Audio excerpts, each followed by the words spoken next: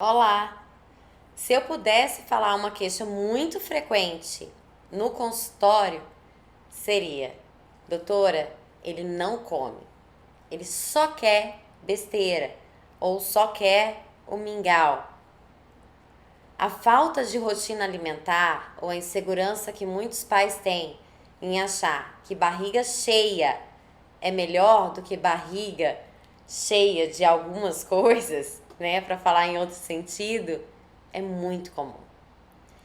A maioria de nós pais, que eu falo como mãe também, a gente vive na ansiedade de achar que as crianças têm que comer qualquer coisa a do que ficar sem comer.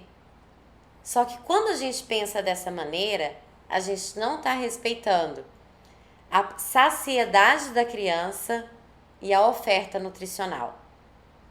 As crianças que comem muito mamadeira, besteiras, mesmo que elas tenham um peso adequado, ainda assim elas podem ter carências vitamínicas, anemia e um déficit que é o que a gente chama de fome oculta.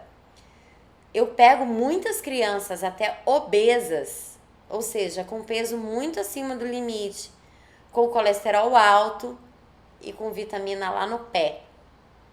Por que isso acontece? Por causa das substituições, por causa da insegurança, da falta de orientação. Quando a criança rejeita o almoço e a gente prefere substituir ele pela mamadeira, a gente está ensinando a ela que ela não precisa comer, que a mamadeira está lá.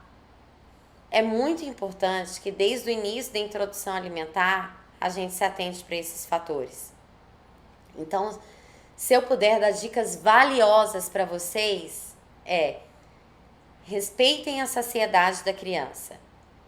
A criança, de acordo com as fases de crescimento, ela vai ter um apetite diferente. Conversem com seu pediatra sobre isso. Se precisar, eu tô aqui. Segundo, não substituam refeições. A hora do almoço é hora do almoço. A hora do jantar é hora do jantar. Não ofereçam guloseimas ou petiscos o tempo inteiro. Aquela criança que belisca o dia todo não vai ter fome para fazer uma refeição. Eu sempre trago essa situação, a nossa comparação do churrasco. Quando a gente sai para um churrasco, para um lanche, que a gente está beliscando o dia todo, a gente não vai parar para bater uma pratada depois. A gente está saciado. A gente tem que lembrar que o nosso cérebro, de 20 a 30 minutos, ele começa a ter a sensação de saciedade. Então, se aquela criança está beliscando, principalmente, o que são as guloseimas? Alimentos muito calóricos e geralmente de calorias vazias. Ou seja, são alimentos que têm calorias, que vão saciar a fome, mas que não oferecem nenhum valor nutricional. Terceiro, não criem a alimentação, não façam do momento da refeição um momento de estresse.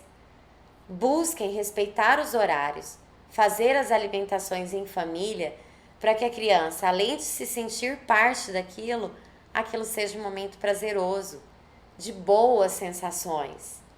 Quantos momentos legais a gente já não teve num jantar com amigos, onde a gente conversava, comia, cheirava, elogiava a comida. É isso que a gente tem que transformar a alimentação dos nossos pequenos. Tragam eles para participar do preparo dos alimentos. Uma simples horta em casa pode mudar toda a relação que seu filho tem com os verdinhos. Parem com a falsa percepção de que barriga cheia de qualquer coisa é melhor do que barriga cheia. Eu vou dar um exemplo que acontece na minha casa. A minha mãe mesmo, eu brinco, minha mãe mora muito longe de mim. Eu moro em São Paulo, minha mãe mora no Maranhão. Quando minha mãe vem visitar, ela traz miojo escondido na mala. Eu brinco que ela trafica macarrão instantâneo. Se um dia a Polícia Federal, polícia, pelo amor de Deus, não prendam minha mãe, é uma avó desesperada.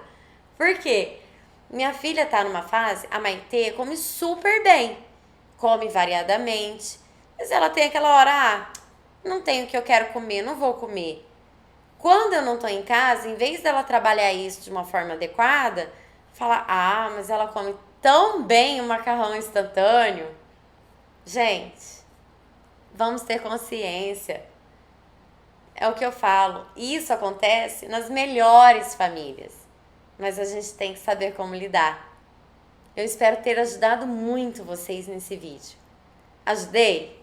Comentem aí pra mim. Se eu não ajudei, se ficou faltando algo, comentem também.